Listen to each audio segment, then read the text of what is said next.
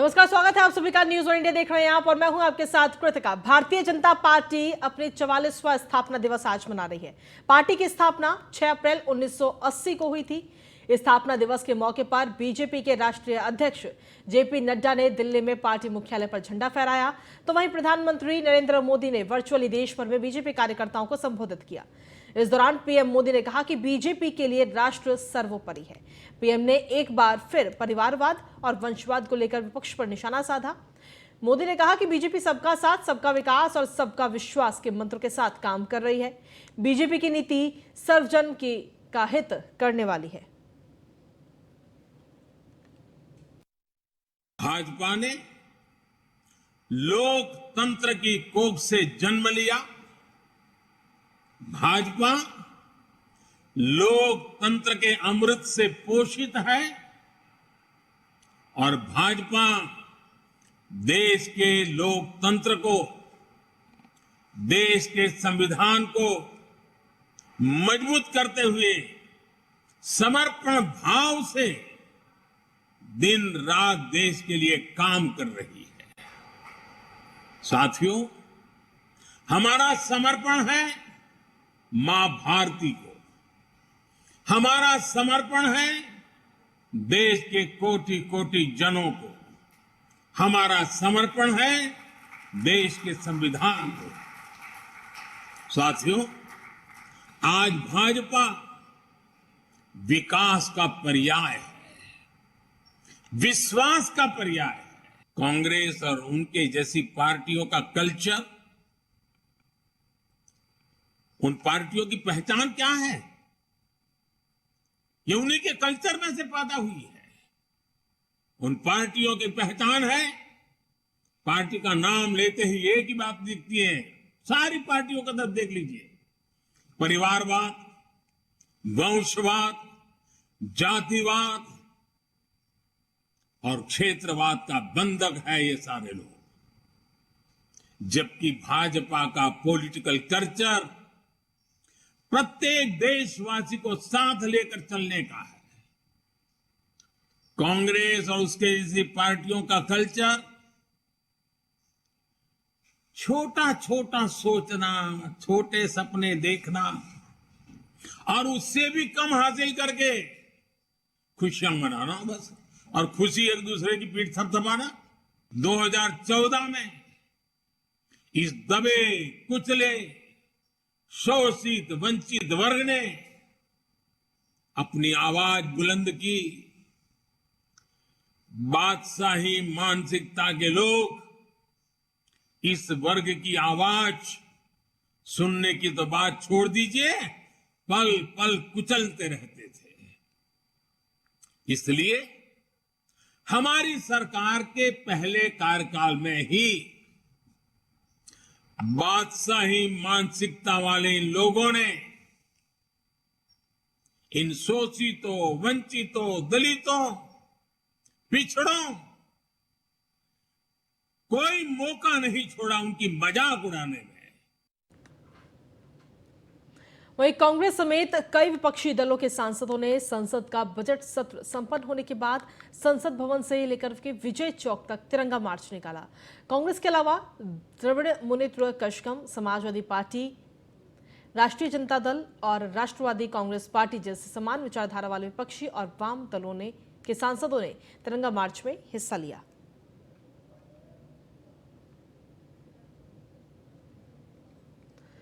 तो संसद भवन से लेकर के विजय चौक तक ये मार्च निकाला गया है। इसमें कांग्रेस समेत 11 विपक्षी दल इसमें आज शामिल हुए। सीधे तौर पर सीबीआई और ईडी को लेकर के हमलावर होते हुए कहीं ना कहीं नजर आए। दरअसल आपको बता दें कि संसद का जो बजट सत्र है वो आज खत्म हो चुका है और बजट सत्र के समापन के बाद में ये तिरंगा मार्च आज विपक्षी पार्टियों की तरफ से निकाला गया है। हालांकि इससे पहले भी कई बार अपनी आवाज उठाने की कोशिश विपक्ष की तरफ से की गई है। सीबीआई और ईडी को लेकर लगातार सरकार पर आरोप लगाते हुए ये तमाम विपक्षी दल नजर आए हैं और एक बार आज फिर से संसद भवन से लेकर के विजय चौक तक ये मार्च निकाला गया। अधिक जानकारी के साथ पीयूष तिवारी हमारे साथ जुड़ गए फोन लाइन पर। पीयूष, क्या कुछ ताजा अपडेट है आपके पास में? कांग्रेस के साथ साथ 11 विपक्षी दलों ने ये मार्च निकाला है और आज संसद का जो सत्र है वो भी आज समापन हो चुका है। देखिए, अगर हम बात करें तो निश्चित रूप से आज संसद के बजट सत्र का आखिरी दिन था और ऐसे में आज भी जो कार्रवाई है वो हंगामे के चलते नहीं हो पाई। इसके साथ ही अगर हम बात करें तो राज्यसभा और लोकसभा की जो कार्रवाई है वो अगले सत्र के लिए स्थगित कर दी गई है। इसके साथ ही जो तमाम विपक्षी दल है उन्होंने संसद स्थगित होने के बाद तुरंत कांग्रेस पार्टी की अगुवाई में तमाम जो विपक्षी दल है उन्होंने विजय चौक तक तिरंगा मार्च किया और अडानी मुद्दे पर संयुक्त संसदीय समिति यानी कि जेपीसी की मांग को लेकर कांग्रेस पार्टी और अन्य जो 13 विपक्षी दल हैं उन्होंने विरोध जताने के लिए एक और चीज किया है कि जो लोकसभा अध्यक्ष हैं ओम बिरला उनकी तरफ से रखी गई शाम की चाय की पार्टी का भी जो कहीं ना कहीं बहिष्कार है वो किया है। तो निश्चित रूप से आज तिरंगा यात्रा जो तिरंगा मार्च जो है वो विजय चौक तक विपक्षी दलों ने निकाला था और वही तमाम मुद्दे थे जो बजट सत्र के दूसरे चरण के दौरान लगातार जब से संसद सदन की कार्रवाई चल रही है तब से विपक्षी दल मांग उठा रहे हैं अडानी मुद्दे पर चर्चा करने के लिए और जेपीसी की मांग लगातार की जा रही थी। तो ऐसे में आज तिरंगा मार्च के दौरान भी यही सब बातें कहीं ना कहीं कही गई है विपक्षी दलों की ओर से और एक रणनीति कहीं ना कहीं बनाई गई है किस तरीके से सरकार को घेरना है, क्योंकि अभी तो फिलहाल की बात करें तो बजट सत्र जो है वो कहीं ना कहीं समाप्त हो गया है। आगामी अगर हम बात करें अगली बजट सत्र का अगले सत्र का संसद सत्र का इंतजार करना होगा, लेकिन विपक्षी दलों खासतौर पे समान विचारधारा के जितने विपक्षी दल हैं उनको एकजुट करने की कवायद कहीं ना कहीं चल रही है। ऐसे में आज कहीं ना कहीं तिरंगा मार्च निकाला गया था जिसमें तमाम विपक्षी दलों ने हिस्सा लिया और सबकी कहीं ना कहीं एक ही मांग थी, चाहे जेपीसी की मांग की बात करें अडानी मुद्दे पर या हम बात करें कि ईडी सीबीआई के दुरुपयोग को लेकर लगातार जो है वो सरकार को विपक्ष घेरने का काम जो है कर रहा है। तो निश्चित रूप से आज एक तिरंगा मार्च जो है वो तिरंगा जो यात्रा है वो निकाली गई थी और इसमें तमाम विपक्षी दलों के जो सांसद हैं वो मौजूद थे। लेकिन पीयूष आगे क्या कुछ रणनीति रहेगी, क्योंकि इस दौरान जब संसद का सत्र चला है तो इस दौरान हर रोज हंगामा संसद के अंदर देखने को मिला है, विपक्षी दलों की तरफ से काफी तमाम आरोप भी लगाए गए इस दौरान और इसी दौरान राहुल गांधी की संसद की जो सदस्यता है उसे भी समाप्त किया गया। तो ऐसे में अब आगे की रणनीति क्या कुछ है विपक्ष की? और देखिए सबसे बड़ी बात है कि अब विपक्ष को सबसे बड़ा एक आपसी समझौता करना होगा कि आखिर विपक्ष का चेहरा कौन बनेगा, क्योंकि आपने पिछली चुनाव में भी देखा था कि इसी रस्साकसी में कहीं ना कहीं जो विपक्षी जो तमाम दल हैं वो एकजुट नहीं हो पाए थे। ऐसे में अब 2024 के लोकसभा के चुनाव है और सीधे तौर पे किसी भी पार्टी की जो सीधी लड़ाई है वो कहीं ना कहीं भारतीय जनता पार्टी के साथ है। ऐसे में निश्चित रूप से विपक्ष के पास एक बड़ी चुनौती है कि किस तरीके से समान विचारधारा के जो तमाम विपक्षी दल हैं उनको एक मंच पर लाया जाए और यही कारण है कि एक के बाद एक आपने देखा होगा कि विपक्षी दलों की जो बैठक है वो संसद भवन के अंदर भी कई बार इस बजट सत्र के दौरान हुई है और संसद भवन के बाहर भी जो मुख्यमंत्री हैं एम.के. स्टालिन उनके नेतृत्व में तमाम विपक्षी दलों को वीडियो कॉन्फ्रेंसिंग के जरिए भी जुड़ा गया था और कहीं ना कहीं एकजुट करने की जो कवायद है वो लगातार विपक्षी दल कर रहे हैं। और रही बात राहुल गांधी की, तो राहुल गांधी के कानूनी पहलू देखेंगे जो उनके कानूनी सलाहकार है और जो उनकी लीगल टीम है, क्योंकि मामला कोर्ट में गया है एक बार फिर से, तो अब कोर्ट में जब सुनवाई होगी तो देखना होगा कि कोर्ट से राहुल गांधी को राहत मिलती है या नहीं मिलती है। लेकिन तमाम जो विपक्षी दल है उनको एकजुट करने की कवायद जो है वो तमाम नेता जो है विपक्षी दल को कर रहे हैं। ठीक है, शुक्रिया पीयूष तमाम जानकारी और अपडेट्स देने के लिए। और चलिए बुलेटिन में आगे बढ़ेंगे और बढ़ते हुए महाराष्ट्र के अमरावती से अगली खबर का रुख कर लेते हैं, जहां सभी राजनीतिक दलों ने प्रदेश में हिंदुत्व को साबित करने की जंग छेड़ दी है। देखा जा रहा है कि राजनीतिक दल हनुमान चालीसा का इस्तेमाल वोट की राजनीति के लिए कर रहे हैं। राज्य के साथ अमरावती जिले में हनुमान चालीसा को लेकर विवाद चल रहा है, तो अमरावती में कांग्रेस भी इसमें अब कूद पड़ी है। कांग्रेस की ओर से अमरावती में हनुमान जयंती की पूर्व संध्या पर दिव्य हनुमान जी की भव्य शोभा यात्रा निकाली गई।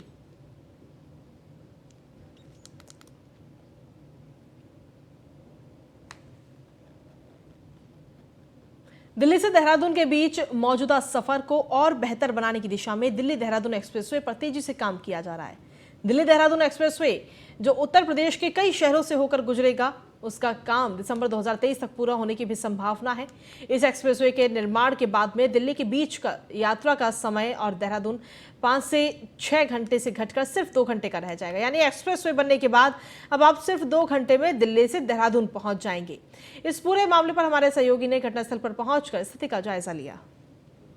आने वाले दिनों में दिल्ली से देहरादून का सफर आसान होने वाला है और जो समय अभी 5 से 6 घंटे तक का लगता है वो अब कहीं ना कहीं 2 से ढाई घंटे तक का हो जाएगा। आप तस्वीरों में देखिए केंद्रीय मंत्री नितिन गडकरी, इनके साथ जो केंद्रीय राज्य मंत्री है जनरल वीके सिंह और सांसद सत्यपाल सिंह के अलावा जो उत्तर प्रदेश सरकार में मंत्री है जितिन प्रसाद यहाँ पे इस एक्सप्रेसवे का मुआयना कर रहे हैं। क्योंकि अगर हम इस एक्सप्रेसवे की बात करें तो बताया जा रहा है कि ये जो एक्सप्रेसवे है करीब 12,000 करोड़ रुपए की लागत से बन रहा है और करीब 212 किलोमीटर लंबा है और 6 लेन है। सबसे खास बात है कि ये जो ग्रीनफील्ड एक्सप्रेसवे है दिल्ली देहरादून वो दिल्ली के अक्षरधाम के पास से DME से शुरू होकर शास्त्री पार्क, खजूरी खास, मंडोला, बागपत के खेकड़ा में EP इंटरचेंज में से शामिल सहारनपुर से होकर देहरादून तक बन रहा है। और यहाँ पे आप तस्वीरों में देखिए किस तरीके से जो मुआयना है वो किया जा रहा है। क्योंकि कयास लगाया जा रहा है कि 2024 में ये जो दिल्ली देहरादून एक्सप्रेसवे है वो बनकर तैयार हो जाएगा। आप तस्वीरों में देखिए तमाम जो सांसद हैं, जो केंद्रीय मंत्री हैं वो यहाँ पे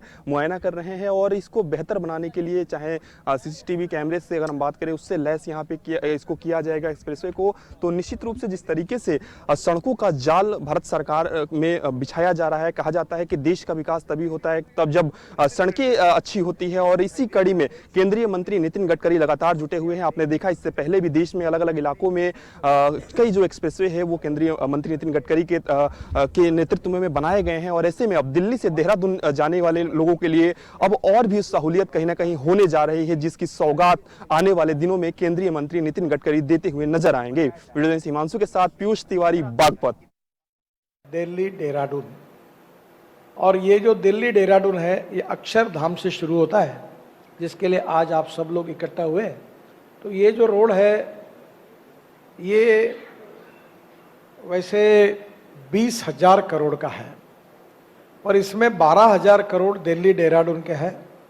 ये total 212 kilometre 6 lane Delhi Dehradun greenfield access control expressway है। अब जैसे हम दिल्ली से निकले जहाँ से अक्षरधाम से, वहाँ से यहाँ तक 2 पैकेजेस का काम चल रहा है और ये रिसोर्ट के बाद हम जो राइट हैंड पलटे हैं वहाँ से यहाँ से लेकर सहारनपुर तक 120 किलोमीटर ग्रीन रोड बन रहा है 6 लेन। ये सहारनपुर बाईपास तक जाएगा और वहाँ से फिर हम उसको एलिवेटेड रोड बनाएंगे। इसमें दिल्ली से देहरादून की अभी दूरी 235 किलोमीटर है, इसमें 23 किलोमीटर की कमी आएगी। अब दिल्ली से देहरादून जाने के लिए 6 घंटे 7 घंटे लगते हैं, अब दिल्ली से देहरादून 2 घंटे में और दिल्ली से हरिद्वार करीब 1.5-2 घंटे में संभव होगा।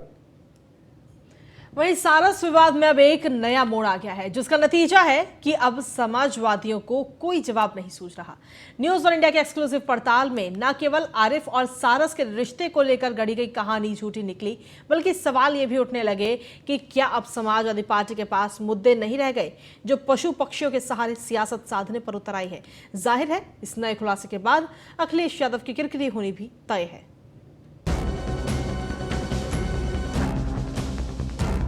सारस इनका मित्र बन गया। ये कम देखने को मिला होगा कि एक सारस किसी आदमी के साथ ऐसा रहने लगे और उसका व्यवहार बदल जाए।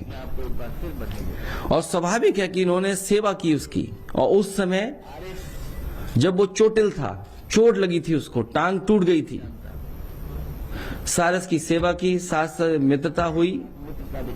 और ये तो स्टडी का सब्जेक्ट है कि सारस कैसे इनके पास रह गया, रुक गया, ठहर गया।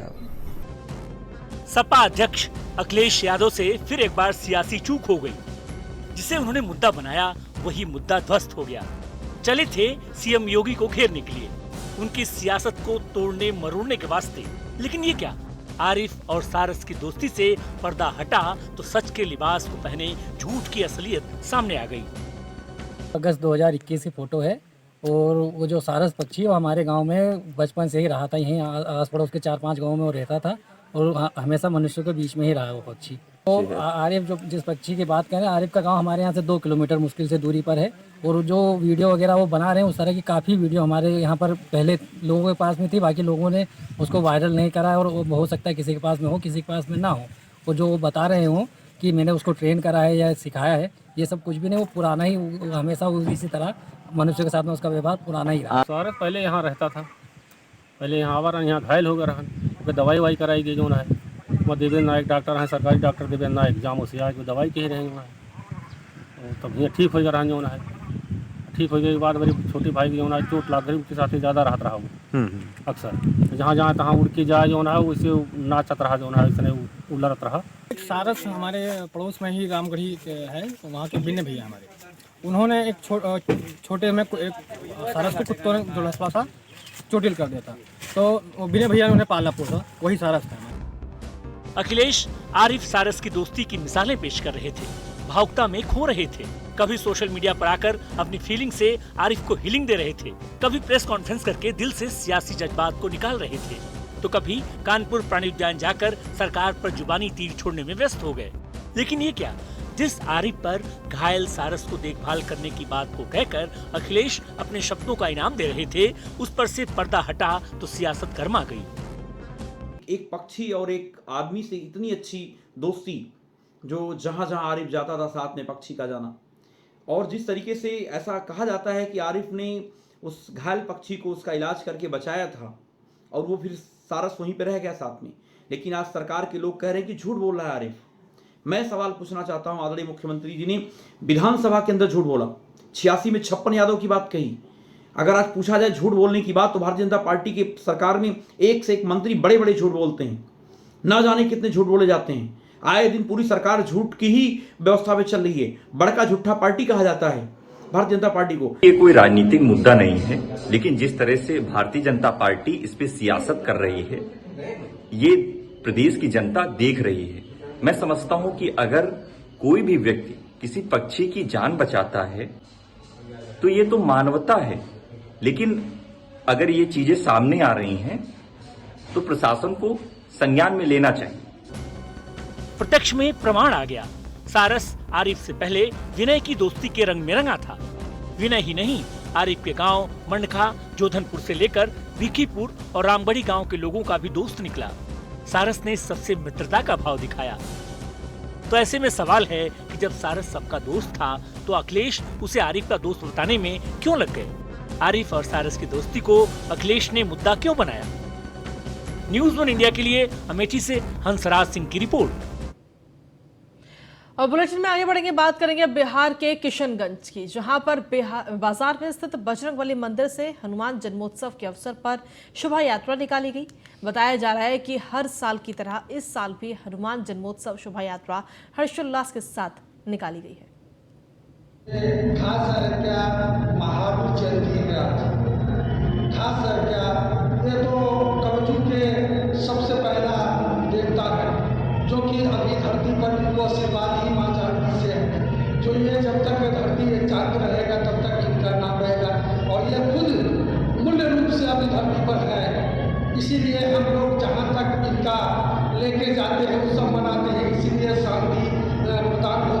और हमारे बजरंगबली के महावीर के सबसे पहले वरिष्ठ हमारा अर्थ है और हमारा पूजनीय है, इनको हम सदा ही अपने हृदय में गुरु मान के ही चलते हैं।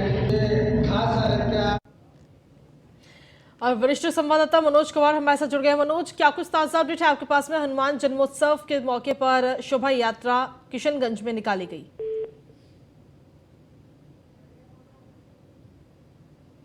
चलिए, हमारा संपर्क अभी उनसे टूट गया है, एक बार फिर से संपर्क साधने की कोशिश करेंगे। तो आपको बता दें कि आज कड़ी सुरक्षा के बीच में शोभा यात्रा बिहार के अंदर निकाली गई, क्योंकि इससे पहले अगर देखा जाए तो रामनवमी पर बिहार में कई जगह पर कुछ हिंसक झड़प की खबरें सामने आई थी, जिसके बाद में आज कड़ी सुरक्षा के बीच शोभा यात्रा निकाली गई। अगली खबर बिहार के सीतामढ़ी से है, जहां मध्य विद्यालय रुपौली एवं बाल संरक्षण समिति के संयुक्त पहल से स्कूल चलो अभियान के तहत विद्यालय में 100% नामांकन एवं उपस्थिति सुनिश्चित करने हेतु बचपन बचाओ आंदोलन चलाया गया। इसके साथ ही जन जागरूकता अभियान भी शुरू किया गया। जन जागरूकता रैली को प्रधान अध्यापक शंभू शरण सिंह हरी झंडी दिखाकर रवाना किया।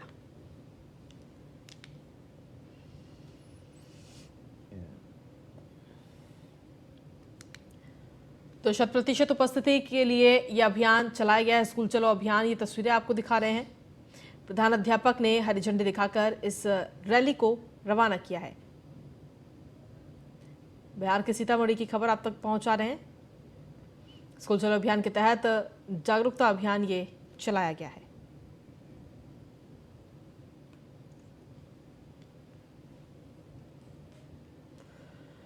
तो प्रधान अध्यापक ने हरी झंडी दिखा करके रैली को रवाना किया है। ये तस्वीरें भी इस वक्त आपको दिखा रहे हैं। बिहार के सीतामढ़ी की ये तस्वीरें हैं जहां पर स्कूल चलो अभियान चलाया गया ताकि सभी बच्चे स्कूल पहुंच सकें। साथ ही 100% अटेंडेंस को लेकर के भी ये अभियान चलाया गया है। तस्वीरें आपको दिखा रहे हैं।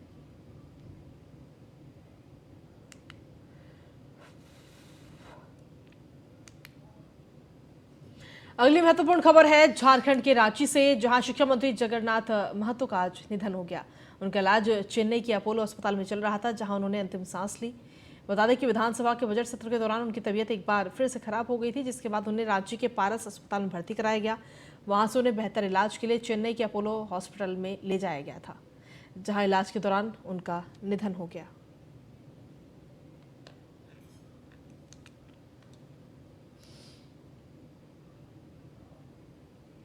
बिहार में जातियों की पहचान अब अंकों के आधार पर तैयार किए गए कोड से होगी। दरअसल बिहार में जारी जाति आधारित जनगणना में अलग अलग जातियों की पहचान के लिए आंकड़ों के जरिए अलग अलग कोड तैयार किए गए, जिसके आधार पर अब जातियों की पहचान होगी। इसके बाद अंकों से ही पता चल जाएगा कि कौन किस जाति से आता है।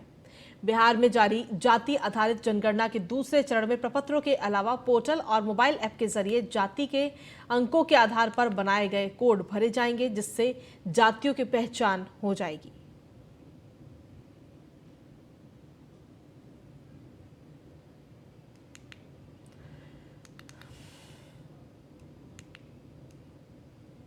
वहीं पंजाब अमृतसर से टोरंटो के लिए नियोस एयरलाइंस की उड़ान का शुभारंभ किया गया है। आपको शुभारंभ अमृतसर हवाई अड्डे से किया जाएगा, जिसके बाद अमृतसर से टोरंटो के लिए नियोस एयरलाइंस उड़ान भरेगी। नियोस एयरलाइन ने 6 अप्रैल 2023 को अमृतसर से टोरंटो के लिए अपनी उद्घाटन उड़ान शुरू करने जा रही है। इसने अमृतसर में पूर्व लॉन्च कार्यक्रम में फ्लाई अमृतसर इनिशिएटिव और अमृतसर विकास मंच के बीच उत्साह की एक नई लहर भी जगा दी है।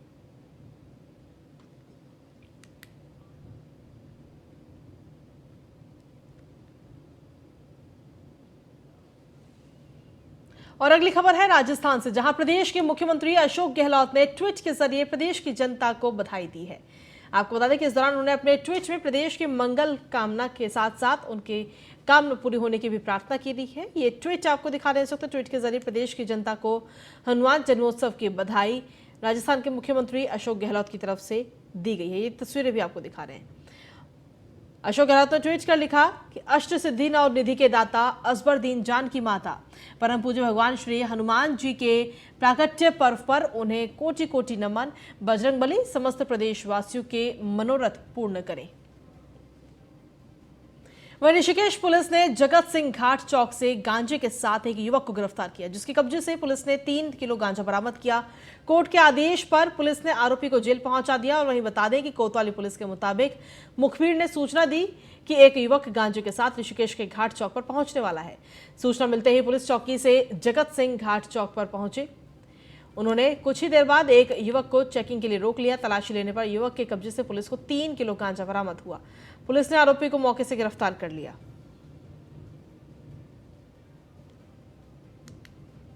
नैनीताल के पास रूसी बाईपास में खड़े टेम्पो ट्रैवलर में चालक के मृत अवस्था में मिलने से हड़कंप मच गया। स्थानीय लोगों की सूचना के बाद मौके पर पुलिस पहुंची और शव का पंचनामा भरकर पोस्टमार्टम के लिए भेज दिया गया। वहीं डॉक्टर अनिरुद्ध गंगोला का कहना है कि पोस्टमार्टम के बाद ही मौत के स्पष्ट कारणों का पता लग पाएगा। नैनीताल के लिए फिर रूसी बाईपास पर हमने गाड़ी लगाई थी। उसके बाद शाम को ये बंदा सोया था। उसके बाद सुबह जाके देखा तो थोड़ा उल्टा सा पड़ा था। उसके बाद पुलिस को खबर दी। उसके बाद पुलिस ने आके चेक करा तो डेड निकला। अभी थोड़ी देर पहले 108 द्वारा एक पेशेंट को लाया गया जो रूसी बाईपास पे अपनी गाड़ी में बेहोश अवस्था में पाया गया, मगर यहाँ लाके इसको सब एग्जामिन करने पर पता चला कि वो ब्रॉड डेड था। तो अब उसको बॉडी उसकी मॉर्चरी में शिफ्ट करा के पीएम की कार्रवाई करनी है। वहीं हरिद्वार के खानपुर तिराहे पर चेकिंग के दौरान बाइक सवार 2 बदमाशों ने पुलिस पर फायरिंग की। जवाबी फायरिंग करते हुए पुलिस की गोली से एक बदमाश घायल हुआ। बता दें कि मौके से दूसरा बदमाश फरार हो गया, जिसकी पुलिस तलाश में जुट गई है। बताया जा रहा है कि मुठभेड़ में घायल बदमाश मुजफ्फरनगर का निवासी है और उस पर मर्डर, डकैती और मुठभेड़ के करीब 8 मुकदमे दर्ज हैं।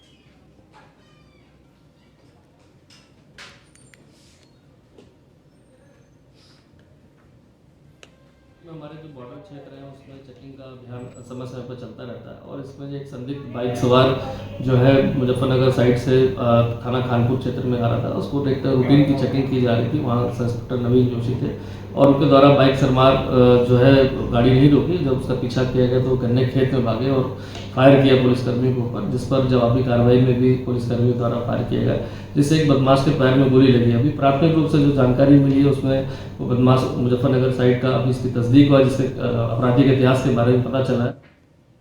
और इसी के साथ फिलहाल देश दिन भर में मेरे साथ इतना ही। बाकी तमाम खबरों के लिए बने रहिए न्यूज़ 1 इंडिया के साथ।